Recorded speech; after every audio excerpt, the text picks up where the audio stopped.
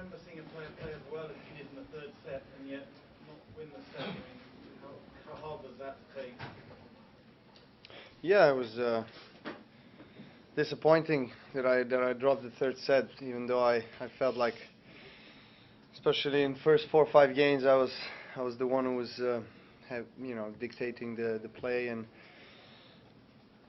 but it's all my fault, I made some unforced errors in the crucial moments with forehands, and dropped the serve twice when I should not have. And you know next thing you know, all of a sudden it's 2 sets to 1 for him. And then he started playing much better after that. And I obviously could not recover after that loss.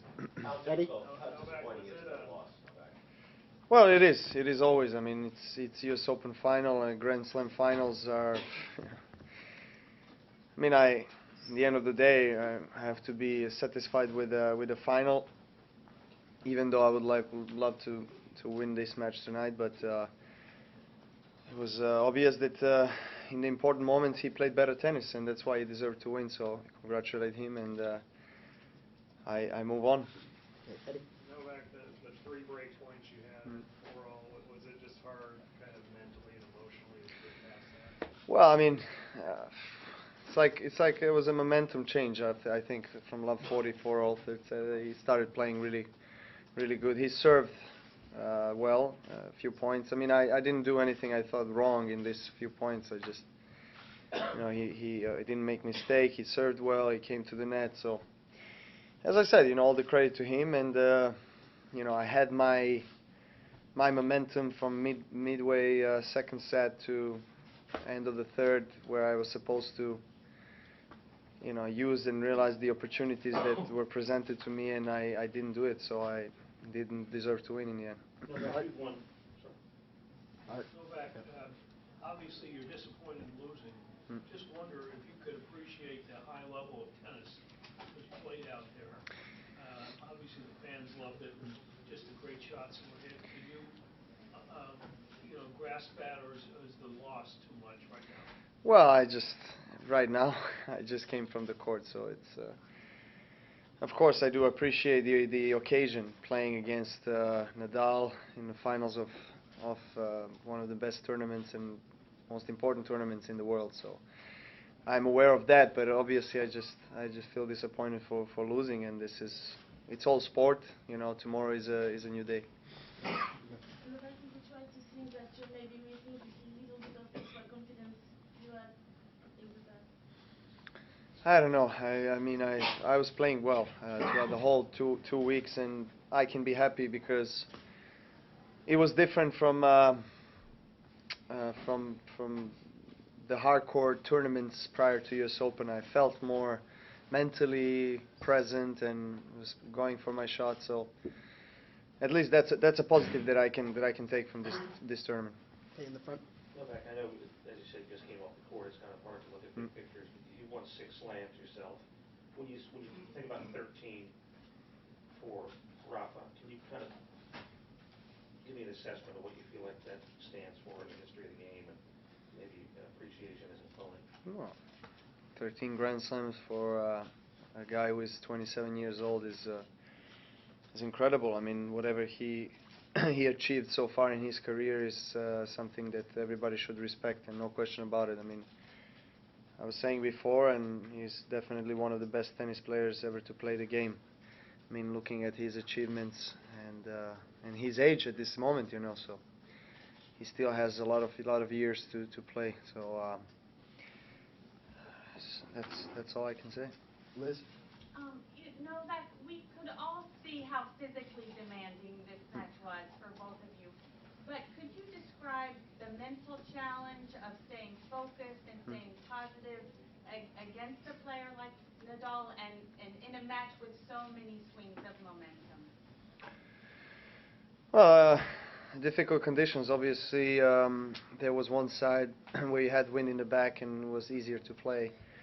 But still, it was the same for both me and my opponent today. And it's a physical match, and we both knew coming into this final that we're going to have to be fresh and and ready to play long rallies. On the other hand, it's finals of a Grand Slam, so I think just that fact tells you enough of how mental this match is in the end of the day, because it's a huge challenge, but also motivation for both me and him. But Novak, did you feel focused from the first ball today? I was trying to. I mean, I wasn't playing at the top of the level that I know how to play throughout the whole match, because it's credit to my opponent. He was making me run, and I I had my ups and downs, but this is all sport, and it's something that is expected, because it's a huge occasion. It's a lot of tension, a lot of expectations, and it's normal that you have ups and downs. But you use this as an experience. It's another match, another tournament for me, and hopefully I can take the best out of it. Novak, Rafa was asked after the semifinal if he looked forward to the prospect of facing the final, and he said bluntly no. And he elaborated and said, frankly, I wish I would play a player who would be easier, an easier path. He said, let's be honest.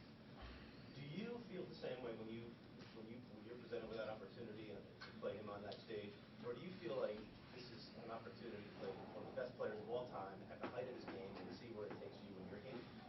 It is a challenge that you have to accept, like it or not. I mean, that's my point of view. I mean, I try always to take one match at a time, and that with that positive kind of mindset, keep myself in the present moment. And I of course I follow all the top players, how they do throughout the tournament, but my main focus is on my next opponent, and that's what I prepare for. So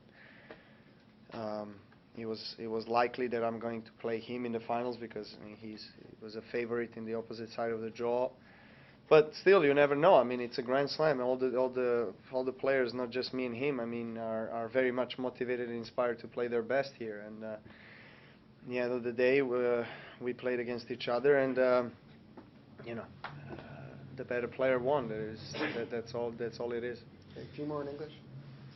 Novak, could you tell me about just the experience of the incredibly long rally in this set, and if you have memories of it in relation to other points in your career? Well, I mean, I played, especially against Rafa, on different surfaces and different occasions, points like this where you just feel that there's the last drop of energy that you that you need to use in order to win the point. And sometimes I was winning those points, sometimes him. But it's what we do when we play against each other, always pushing each other to the limit, and that's the beauty of our matches and our rivalry, I guess, in the end. If you look back at your Grand Slam season, what is the dominating feeling? I mean, I wish I won at least one title more, considering the fact I played 2 finals. And most of all the matches that I lost, even the French Open, I had that match. I lost it again in semis. So overall, it was again very successful Grand Slam year for me, though. So that's something that I always try to have in the back of my mind, to set my own shape for the biggest ones, for major tournaments. That's where I want to play my best. And as I said, I wish there was another title, but it is what it is. Okay, in the back. Novak, 3 years ago, you sit here when you lost last time against Rafa on the Grand Slam final on a hard court. I just would like to cite in your words, this was so frustrating a little bit. He's getting better each time you play him. He's mentally so strong and dedicated to the sport. And after you achieve one of the amazing year in the tennis history, you will be the #1. How do you think this time you can turn around again this frustration to an extra motivation for next year? I have to. It's part of my life. I mean, many times you fall as an athlete, and you have to learn the lesson and keep on going, keep on fighting, keep on improving. That's what we're here for. And I'm still 26, and I believe there is the best time my career is about to come. I feel that, and I believe it. As long as I believe it, it's the fire of the love towards the game is inside of me, and as long as that's present, as long as I feel it, I'm going to play this sport with all my heart, and as I did in last 10 years. Any more questions in English? All right, last one. Could you say anything at all about the #1 ranking, which is going to be pretty difficult? The number of points you're defending, the number of points he's. What can I say? I mean, it's he won so much this year, and I'm still #1 of the world in the rankings, but year to year he's far ahead, and he has much more chances to end up as #1. But look, there's still tournaments to go, so we'll see. I mean, I just try to prepare myself for China.